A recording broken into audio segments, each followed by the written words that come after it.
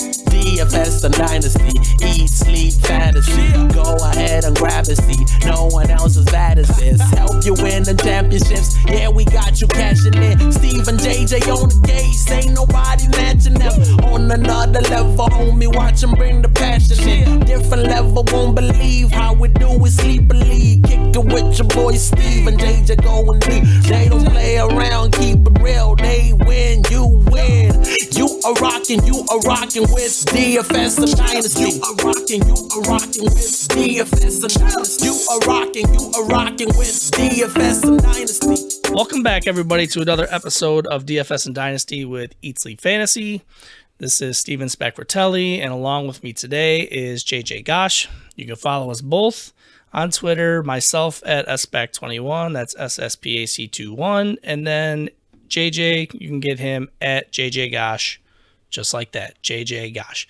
And then if you guys want to, you can follow me on Instagram as well. I highly recommend it because if you are following any of my content, there are stuff that I'm putting on Instagram that's really not truly hitting Twitter the way that it should, because it's, I mean, obviously the platforms are different. So if you want to follow me on Instagram, you can follow me there at the same handle, SSPAC21.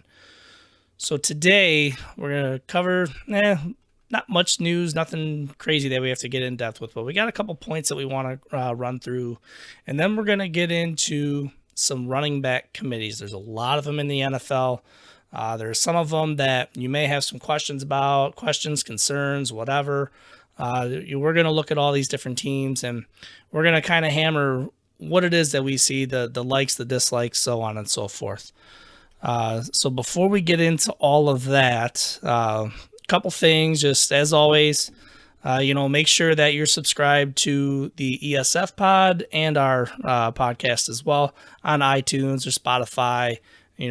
Go check out YouTube. We're going to start bringing some content there as well. So make sure you're subscribed to all these platforms within Eat Sleep Fantasy so you get all of our latest content. Visit eatsleepfantasy.com.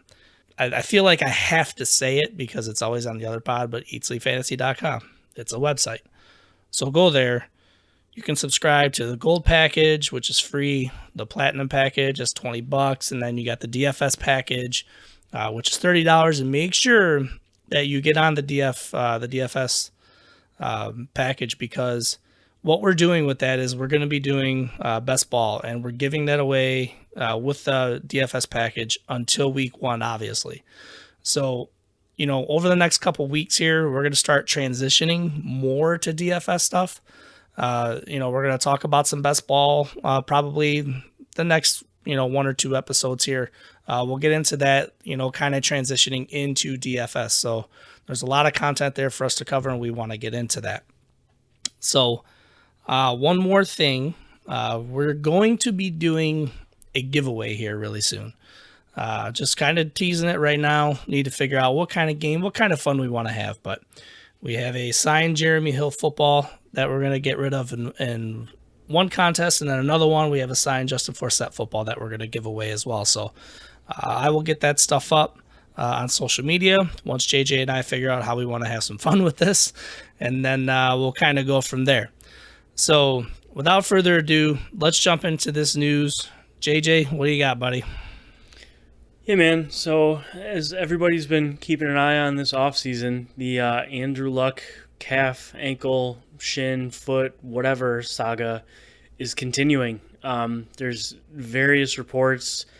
This sounds a lot like 2017, where his owner kept promising that he'd be back soon, he'd be back soon, he'd be back soon. He ended up missing the entire year. I don't know about you personally, but I have dropped him down my rankings a little bit. It's just becoming harder and harder to trust. It is, man. I mean, I dropped him down a little bit, and I even dropped TY down. And I think that I'm going to drop Luck down a little bit more. The only guy I haven't really touched is Marlon Mack yet, because I think Jacoby Brissett is good enough to kind of, crunch things along a little bit. And I don't know if it'll impact Mack all that much. So that's kind of where I'm at with that. But yeah, I'm thinking I'm going to drop him down a fean more spots. Yeah, I couldn't agree more. Emmanuel Sanders said he expects to be ready week 1 with no limitations, which, a 30-plus-year-old wide receiver coming back from a lower leg injury, it's tough to trust. But and especially a guy who relies on his route running as much. But if he's comfortable and he's healthy and he's shows something in, the end of training camp, late preseason, I wouldn't mind getting him. He'd be a steal right now. Yeah, and I think some people are jumping on him a little bit early. I'm seeing people, and I've been getting questions about taking him in, like the 5th, 6th, 7th round, and that's generally pretty close to where you were drafting him before. But I think everybody needs to pump the brakes on this a little bit. I mean, it's a different quarterback for one. Case Keenum, he always threw to a slot receiver, right? Joe Flacco never really had much to work with to begin with over there in Baltimore, so we don't really know what that chemistry is going to be like. But not only that, he's only a little over 8 months removed from his surgery. His surgery was December 6th of last year. So it's great that he's in camp. It's great that he's doing all this stuff. I know I was like super high on like Deontay Foreman, right? But, he's well over 12 months removed, into his situation, and he's a younger guy. So to JJ's point about the route running and all that stuff, I mean, remember, 8 months removed from the actual surgery. So, he's a super high risk, high reward guy, but man, I wouldn't be taking him where I normally would be drafting him, if that makes sense. Yeah, absolutely. Next is that Odell missed practice with a hip pointer or a hip injury. I don't think this is anything to be overly concerned about. He said himself after practice that if it was a regular season game, he'd be in this week. No real news there. Coming out of Carolina, there is a report that Cam Newton is throwing the best deep ball that he's thrown in a few years, which is great news for... If there's anything I know about Steve, he loves his deep balls. That's right. Which is great news for Curtis Samuel and DJ Moore, both young athletic wide receivers looking to break out. Curtis Samuel has been reported as the offensive MVP of Panthers training camp so far, which kind of echoes what I said a little bit on our last pod, is that I really like him. I am trying to get him as much as I can. Next on the list is that Zeke is currently weighs in the low 220s after playing a little bit heavier last year. So this would be his lowest weight since his rookie year. Clearly his vacation in Cabo hasn't put on too many pounds.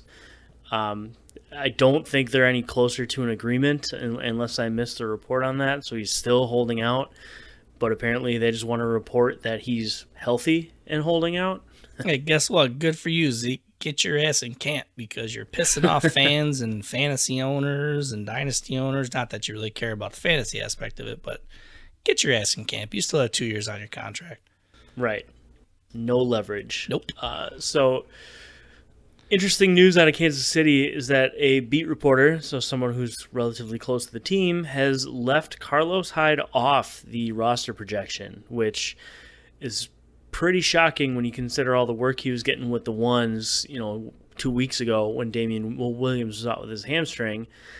Now that Damian Williams is back, he's been getting, most of the work with the ones, with Carlos Hyde sprinkled in a little bit. So with the young guys they got behind Damian Williams, would it surprise you if Hyde got cut?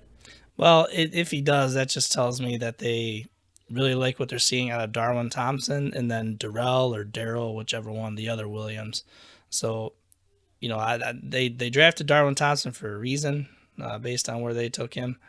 And then again, they have the other Williams back there. And I've heard his name pop up here and there. So, it just amazes me because Hyde was a productive guy, in San Francisco during some, somewhat tough years. I mean, there was some successful years there that during his time, but yeah, if he gets cut, that's just saying they really like those other guys a lot more, and then who knows where Hyde would fall. It's kind of mind-boggling because he is a talented running back. Yeah, and he's super productive. I mean, he's not super flashy. He just gets the job done. Yeah. So that's all I got for news. Let's jump into these running backs by committee. Where do you want to start? I like it. Running backs, it's like one of my favorite positions in the entire game. So let's just start. We'll start with the Eagles because we have the two main names, but there's like 1,000 running backs there. So, looking at who they drafted this year, Myles Sanders, and then they acquired Jordan Howard, and Darren Sproles came back, and you still have Corey Clement, you still have Josh Adams, you still have Wendell Smallwood, and a partridge in a pear tree, and that's just a lot of running backs. Now, for me, I think between Sanders and Howard, they didn't really perform all that well in week 1 of the preseason there. But I think Sanders is going to develop, and he's going to develop quickly, and I will not be shocked if he ends up being the guy week 1, because he has it all. And again, for me, it was his ball security, but apparently there are a lot of things within the offense, within pass protection and all that stuff that he's picked up quite well, and he's been praised about. So if Jordan Howard, continues to not show, that's just going to be more work for Sanders. And then depending on how all this plays out, they may let go of Sproles. I don't know. It's very hard to say what the other guys are going to do. I mean, if they hold on to Sproles, that means they're cutting, 2 of the last 3 guys, I would imagine. I can't see them keeping all 5 running backs. Yeah, especially because I don't know that any of them really contribute on special teams all that much. Nope. And that's, if you're going to keep a 4th running back, that's generally where they're going to contribute. Yep. So, yeah, I mean, Myles Sanders, reports are that he's looking the part. Reports are that he's been the best runner in camp. I still think they're going to make him, quote unquote, earn it a little bit. Right. So it wouldn't surprise me that Howard gets a majority of the work in the first few weeks, which for dynasty purposes and even for redraft purposes, it makes Sanders, a buy low after the first 2-3 weeks. If he's only getting, 5 to 6, 7, 8 touches a game, I would absolutely look to buy low if you didn't get him in the draft. Could be. I keep looking at Sanders because of how that offense is and how it's going to operate. And, you got to remember you have Wentz back and he's playing without that brace. And, he's been looking good. His back's been okay. So if you got a mobile Wentz, I don't know how Howard fits in that. Sanders fits that bill a lot more. That's kind of why I'm leaning that, if things continue to progress the way they have been, Sanders is going to be a starter week 1. Don't get me wrong. I'm hoping for that. You and I were talking off air, and I hope my league mates aren't listening right now because he was my target in first round of our draft coming up. That's kind of funny. So let's move over to a backfield that we've talked a lot about, actually. But we're going to go over to San Francisco. Coleman, Breida, McKinnon. When he comes, if he comes back later in the season. I know Mostert just got injured, and we've both been looking at Coleman, Breida, and it's very hard for me to not say that Coleman is going to be the outright starter, and Breida is going to mix in. I know there are some people out there that, they're concerned with Breida because he's just a scat back. He had a little bit of injury issues and so on and so forth, but the guy's worked hard and he stays in shape and he played through those injuries. So I can't see him not having a role, but I really think it's going to be, probably like a 60-40 or 65-35 in favor of Coleman, to be perfectly honest with you, unless he gets hurt. Yeah, honestly, we've talked enough about the 49ers backfield. You and I both somewhat agree on it's going to be a 2-man show. If McKinnon does come back and he's healthy, he's going to have to earn it because I don't see a way. Kyle Shanahan's, he's an offensive genius. Like, he's not going to set his running backs up to be failures. So if they're out there succeeding while McKinnon's healing, he might not have a role when he comes back. And if he does, it's going to be small. Yeah. I'm all in on Coleman and Breida this year. Absolutely, man. Now, here's a backfield that I like and we haven't really talked about, and that's Chicago. Drafted David Montgomery. Love that guy. Loved him in college. Really liking what I see and seeing out of him and hearing about him so far. And then you have Tariq Cohen, and then you have Mike Davis. Now, Mike Davis, I was kind of a little excited for when they signed him before they drafted Montgomery because of what we saw from him in Seattle last year, and he kind of fits the bill for this offense in Chicago. I'm a Tariq Cohen truther, but I can see him taking a hit this year, man. I don't know if he really didn't have a lot of carries. You saw his volume in the passing game. And what concerns me about him is that Montgomery can't handle that. So, I think Cohen had like over 80 targets last year. I can see that taking a hit. How much? not a clue. But, the shares of Cohen that I have, I'm going to be a little less hesitant at first to throw him out as like a flex player or something like that. I really need to see how this plays out. And, even Mike Davis, I think Mike Davis has in his head that, Montgomery's the man, kind of like a passing of a torch. And Davis is a young guy too. And I think he's just going to hang around as good, solid depth. I mean, if you really look at those three running backs, if anything happens to any of them, I don't know how much of a beat they're going to skip. I mean, what are your thoughts? Yeah, no, I couldn't agree more. And I was very excited with the Mike Davis signing. I thought he was going to be a steal in fantasy drafts. And then they drafted a guy, they traded up to get their guy.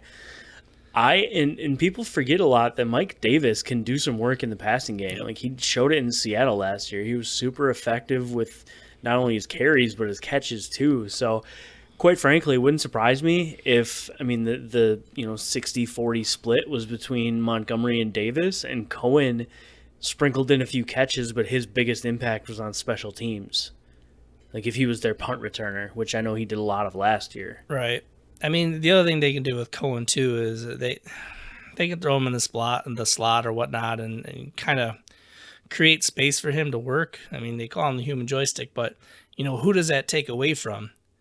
As far as receiving goes. I've Anthony Miller and Taylor Gabriel, drawing a blank, Allen Robinson. Those guys are solidified. But yeah, you have Taylor Gabriel. They just drafted Riley Ridley. You still have Trey Burton, not uber excited about him. Adam Shaheen. So there's just so many mouths to feed there. So yeah, I don't know. I think Montgomery, unless, he somehow handcuffs himself, I think he's going to see a majority of the work. And again, Davis is just going to be depth. Cohen's going to take a little bit of a hit. That's just kind of what I'm looking at right now. Yeah, I agree with that. So in Buffalo, we've talked about this conundrum a few times, but I'm still big on Singletary. McCoy's still there.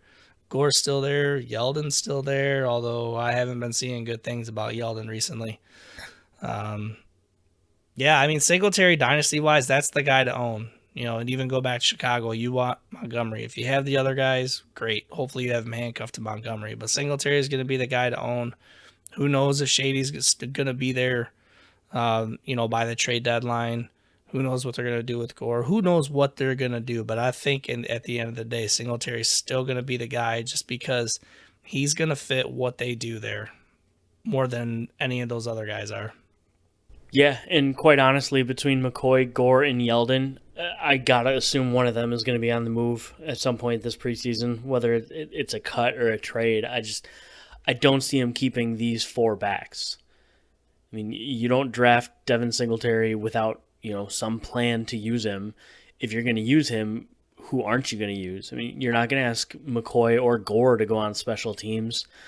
I don't think he has TJ Yeldon do it either. So I got to imagine that one of those three older guys is going to be gone. Yeah, something's got to give somewhere in this whole situation.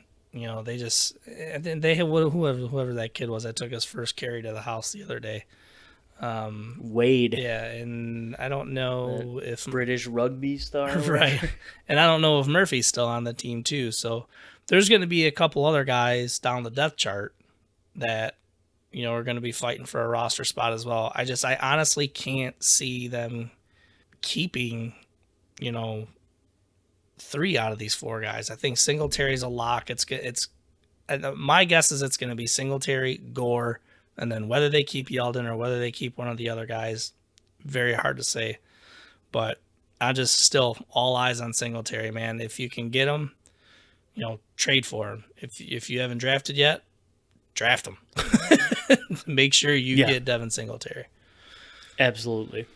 So let's go to another messy backfield, and that's over in Denver with Phillip Lindsay, Royce Freeman. You have Theo Riddick, who just shattered his shoulder. They're expecting him to miss like the first 2 to 4 games of the regular season, I believe. Devontae Booker's still there. So, with this whole situation here, me personally, I still think Royce Freeman's the best value. I know he had that, big explosive run there, in the preseason. And one of the biggest things that I noticed right off the bat, and I saw a couple other people on Twitter talk about it, he had a hole that you could drive a bus through, pretty much. And sure, if he had Phillip Lindsay's speed, probably could have taken it to the house. But that's Phillip Lindsay's strength, is the fact that he's good in space and he's faster than all get out. Royce Freeman has other capabilities at the running back position that are far more valuable at the NFL level. Contact after balance, vision, just the patience, the hesitation to find the hole, and so on and so forth. He can get there. He's very good at it. And he's a little more built to be at the NFL level. So that's why I'm leaning him more. I'm gladly letting everybody draft Phillip Lindsay early, and then I'm taking Freeman a little bit later.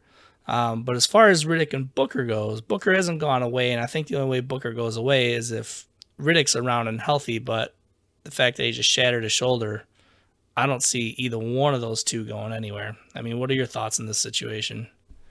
Yeah, that's tough. I thought when they signed Riddick, that was, Booker's ticket out, but then he got hurt, so now they kind of have to keep Booker. So I think it's really going to come down to Lindsay versus Freeman, and I truly believe that Freeman will lead the team in carries while Lindsay leads the backfield in touches. I mean, last year, he was clearly the more efficient, clearly the more explosive back between the two. I don't think you just forget something like that. So I think Lindsay's still going to get his work. He's just going to lose some between the tackles carries. And that's where Freeman excels. Like you said, you mentioned his vision. He'll find the hole, he'll make the right cut, and he'll get upfield. So I don't see why both of these guys can't have good years. It's just going to limit the upside of the other. See, the other thing about Phillip Lindsay, though, too, is if you look at his efficiency and you look at what he did a lot of that early on. Now, sure, you could look at, that rookie wall, right, towards the end of the season, but he slowed down towards the end of last season. And, obviously that wrist injury kind of capped that for him. But I really want to see how he come back from that, and I really want to see how he can play now that he's been there, now that teams are going to be scheming for him, they're going to be looking for him, and so on and so forth. So I really want to see how all that develops. So, I mean, that's why I'm just like, both of those guys, they're going to have some sort of value. It's got to play out to see what it's going to be, but I think Freeman is the better value pick right now if you're doing startup dynasty drafts and all that stuff. But, from a dynasty aspect, I don't think you can go wrong with either one of these guys. It just depends on what your team needs are and where, at what position where you're taking them. Where's the value with these guys? Oh, yeah. In a vacuum, I take Lindsay over Freeman, but at their current draft cost, give me Freeman over Lindsay. He's cheaper. So. Right. So, over in Seattle, we've talked about these guys a lot. It just came out this week that Chris Carson, the coaches are there talking about wanting to give him, 50 targets this year. I mean, I guess I'm kind of buying it. I'm actually expecting him to see about roughly around 250 plus touches this year. If he plays 16 games, I can see him getting 250 to 270 as far as touches go. And if he does, I would say he's going to get about 50 targets. Now, what he does with those targets is a different story. That's why I'm glad they said targets, because who knows how many receptions he's going to get out of it. At the same time, I can see Rashad Penny getting about 130 to 150 touches this year as well. So I still firmly believe that these two guys are going to have fantasy relevance this year. And for me as a dynasty owner, if I have Carson, I want Penny on my team as well. Having Penny and trying to get Carson, it's going to cost you a lot more. So, if I have Carson, I want Penny because, again, Carson, he's under contract this year. He's under contract next year. If Penny progresses from what he did at the end of last year, he actually played well, and he averaged over 5 yards a carry. Guy played well, with his opportunities. So again, if it comes up that Carson's contract is up and he moves on to a team in need of running back, well, then you end up with two starters there, right? So, and there's going to be a couple years of retooling this passing game in Seattle. we may see a little more efficiency out of Russell Wilson as far as using his legs with rushing touchdowns or maybe more yards on the ground, because the only locked and loaded wide receiver that's there right now is Tyler Lockett, and there's no way that those guys can keep up the efficiency that they had last year. Yeah, and I'm just looking up the stats now. So we just talked about Mike Davis leaving to go to Chicago. He had over 100 carries last year. Yeah, I'm looking at it right now. Carson He had 146. He had 146 touches. So that's what he leaves behind. He had 42 targets and 34 catches. So quietly, Chris Carson put up an RB1 season last year. Mm-hmm. So even if you give all of those 146 touches to Rashad Penny, I still think Chris Carson can give you RB1 value. Oh, absolutely. And where you're currently drafting him, I mean, that's fantastic. Mm-hmm. But you got to assume that all 146 touches won't go to Penny. So you increase Carson's workload. If he can stay healthy, in a run-heavy offense, I think Chris Carson could be another sneaky RB1 like he was last year, and Penny can be an RB2. I don't see a reason why these both can't be successful. Yeah, I don't know what kind of volume Penny saw towards the end of last year, but I know he had enough touches in there to where you take that 146 from Davis, right, and you add whatever Penny had last year. That's why I'm really kind of looking at these guys, because I believe Chris Carson had like 210 or 220 carries last year. That's why I firmly believe that the floor for touches on Chris Carson is going to be the 250, and the floor for touches on Rashad Penny is going to be around 130. So I really do see these guys both having significant fantasy value this year. Yeah, like I said, I'm looking at it right now. Chris Carson had 247 carries and 20 catches. So he had 267 so there's total the 270 touches. Mark right there. And Penny had 85 rushes and 9 catches, so just shy of 100. If you give him 100 of Penny's Mike Davis's touches, that puts him close to 200. With as explosive as he is, I mean, that's definitely RB2 viable. Mm-hmm. And again, retooled passing game. Mm-hmm. Nothing really established. No way that Tyler Lockett and Russell Wilson are going to carry that efficiency. So I think this season that offense is going through the backfield, whether it's running or throwing it to them. So let's move on to Minnesota. The story of Dalvin Cook and Alexander Mattison. Now, we still have Mike Boone there. I think, is Rock Thomas still on this roster? I know Amir Abdullah's there. I thought Rock Thomas left. So there are basically Dalvin Cook, Alexander Mattison, and some guys. Now, Dalvin Cook, dude's legit. Can't stay healthy. Missed 14 games in the first 2 seasons that he's played. It's a lot. That is a lot. Now, Alexander Mattison, love the way this guy plays, and he can play and has the capability to play as a 3-down back. They drafted him to, basically play that Latavius Murray role. At least that's what they're saying.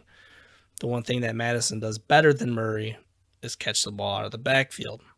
Now, in the first preseason game, granted, your high-profile guys, for the most part, aren't going to play.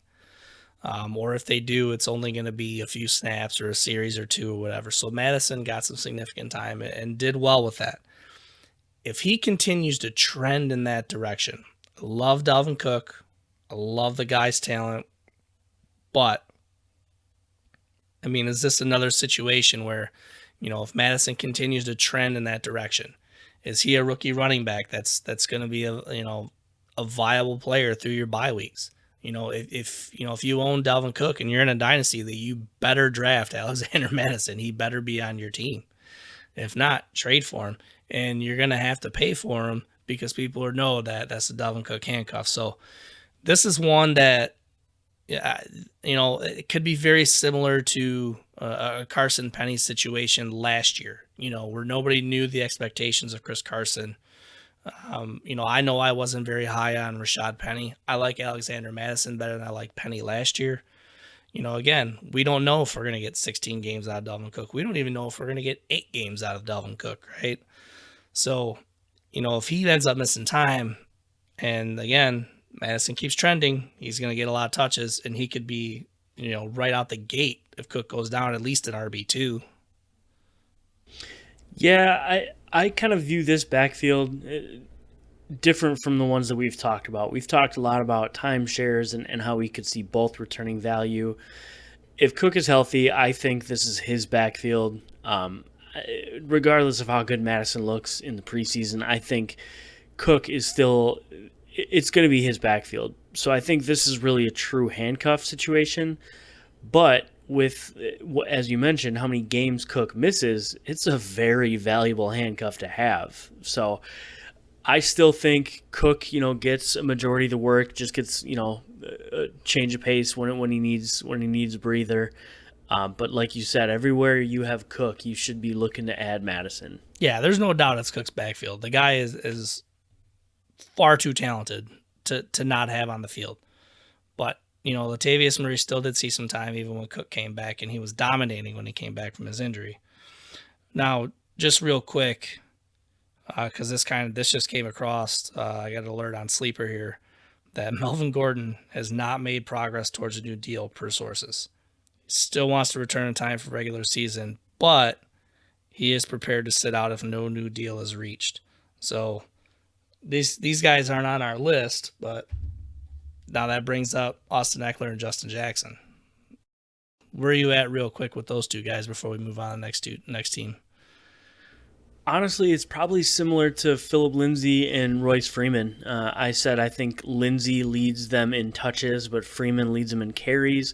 I think Eckler would lead them in touches while Jackson would lead them in carries while Gordon sits. So I think, again, similar to Denver, I think both of them can return value, especially in LA's offense. I told you, I'm going to do that forever. Especially when the Raiders go to Vegas. They're still going to be the Oakland Raiders. That's going to fuck me all up. But, yeah, I mean, I think if I had to pick one, I would probably take Eckler. But again, similar to Denver, at their draft cost, Jackson is free, so he might be the target. Yeah, that's where I would be too, because the longer Gordon sits out, everybody's gonna be drafted Eckler a lot higher. So I'll sit back and take Jackson, because the way I look at it, when they get in the red zone, he's gonna be getting the goal line touches. So running backs, that's huge, right? Yep, Gordon had 2 or 3 straight years of double-digit rushing touchdowns. So the next team we were going to talk about was Tampa Bay. So basically, it's the Payton Barber, Ronald Jones situation. Still no real clear path. They both produced roughly the same in their first preseason game. Jones looked a little more spry. Looked to have a little more confidence. Kind of moving around. Making some moves, showing some of that speed thing, things that he did in college. Payton Barber was Payton Barber. Neither one of them were really efficient per se, but they weren't super inefficient or anything like that. And I think this is going to be something that's going to continue to grow and continue to grow. And the funny thing is, and I did it actually myself in a startup draft, is I'm seeing Ronald Jones being drafted ahead of Payton Barber, and I took Ronald Jones, and I took him relatively early just because of the potential upside. And if anybody's going to groom players, it's going to be Bruce Arians, and just the fact that the way his system works, I think Rojo could, fit in that and be, at least a reliable RB3. Now, as far as dynasty goes, either one of these guys, man, it's a shot in the dark. You could have either one of them. Either one of them's going to hit. Both of them could miss. You never know. If you're dying for running backs and you want both of them on your roster and you got a deep enough roster, do it. I did last year. So, I mean, that's just kind of where this is at. You're not even really going to know, I think, until probably week 4, 5, or 6, until we actually have a solidified lead dog in this offense. It's gross. It is. I don't want either. I mean, you said RB3. I mean, I think that's best case scenario. Yeah. Oh, absolutely. And we talked about 2 crowded backfields previously in Philadelphia with the extras of Sproles, Clement, Adams, Smallwood. We talked about the Bills with their 3 veterans that I don't think will all make the roster.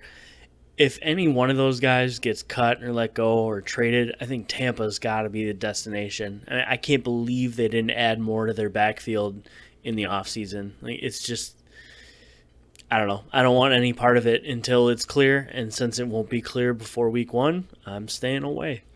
I think they wanted to see what they had, knowing that, the second wave of free agency or something like that, if they really want somebody, there's going to be somebody that's going to be at least as talented as these guys, right? So, And this is just pure, I don't want to say emotion. This is just totally random. If Jay Ajayi is healthy, Tampa's got to be the only place that he would go, right? I mean, where else needs a running back like Tampa? Don't say Miami. I know we're talking about him next, but both of those are just gross. No, I wouldn't say Miami. I don't think he would go back. Well, maybe Gase isn't there anymore, but it's hard to say. He's another one too, just health. He's got bad knees. Who the hell knows? But just something to monitor. We'll see. Maybe somebody gets lucky and catches lightning in a bottle, right? Yeah. So now Miami, Drake, Ballage, Gaskin, Walton. Drake's, this week seen in a walking boot. Gonna miss some time. Saw an alert come through today that Kalen Ballage is really putting on a show now that he has some more time to do so without Drake out there. Myles Gaskin they drafted late. They brought in Walton, who's had some off-field issues. I think Gaskin and Walton both are talented guys. It's just a matter of who's going to beat who. But I think ultimately it's Drake and Ballage. Ballage was already taking first team reps. They both showed up pretty well in the first week of preseason. Man, it's a struggle. I'm a Kenyon Drake believer, but I don't know. There's got to be something about the guy. Gase didn't like him.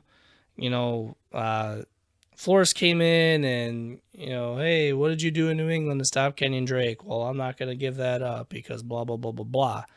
To camp opens up and Ballage is taking first team reps. So I don't know, man. Right now, dating back Ballage to college, man. Yeah. Nick Saban didn't trust him to be a workhorse, and no NFL coach has either. So there's got to be something. You're right. There's got to be something about the guy. But while Ballage is, taking first team reps, I think the report said he was looking like a beast. Yep, that's exactly what it said, actually. You don't throw that word around lightly. Nope.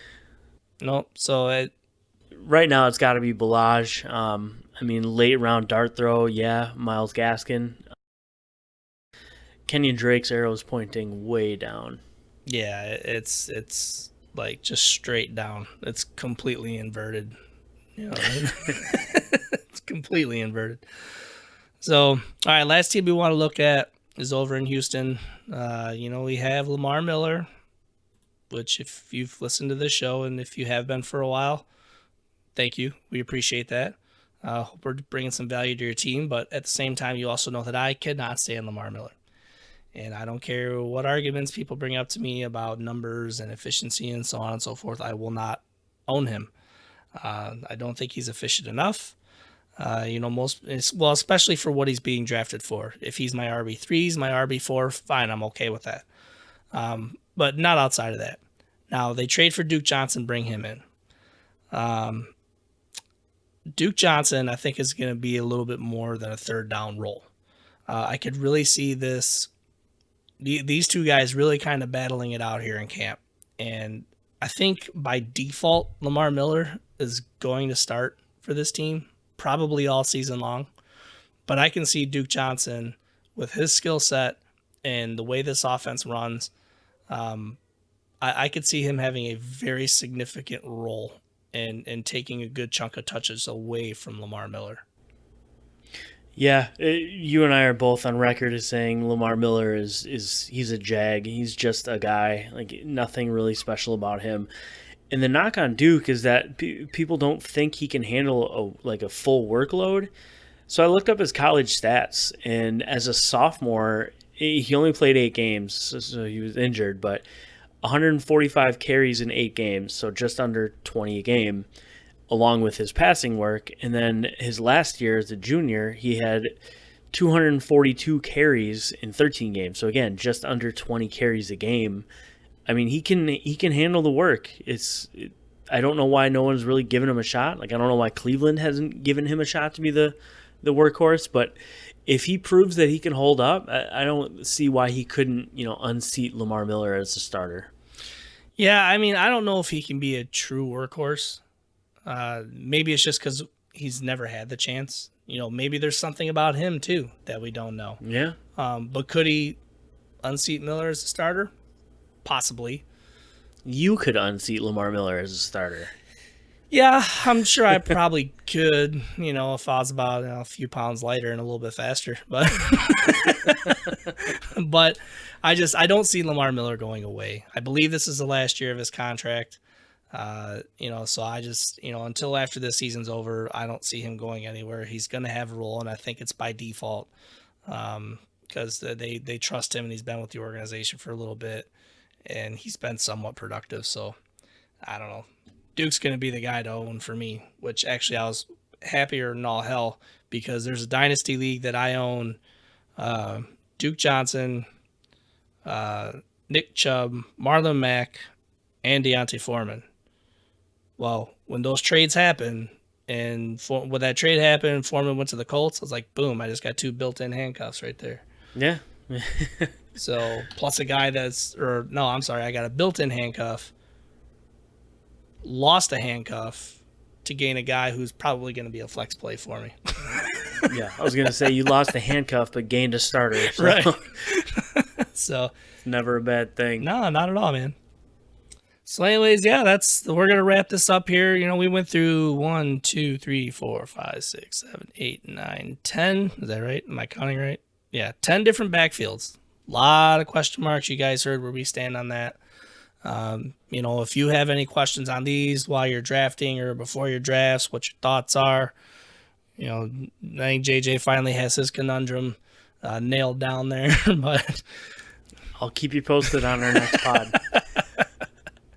So as always, guys, reach out to us on Twitter. I gave you the handles earlier, but again, at SPEC21 and then at JJ Gosh. Again, if you guys want to see more of my content on Instagram, you can. It's the same handle at SPEC21. So now remember, JJ and I are going to toss some ideas around, but we got some football giveaways here for you. And then there's going to be another interesting giveaway that's going to be between the OG pod and ours. Working on the details, but keep an eye out for that. So until the next time, good luck to you guys. Again, reach out to us if you need anything. So with that being said, have a good night. It's a fantasy, it's all the fantasy football action that you need, bringing you the best players every week, who you need to drop and who you need to keep, the latest and the greatest fantasy advice. It's a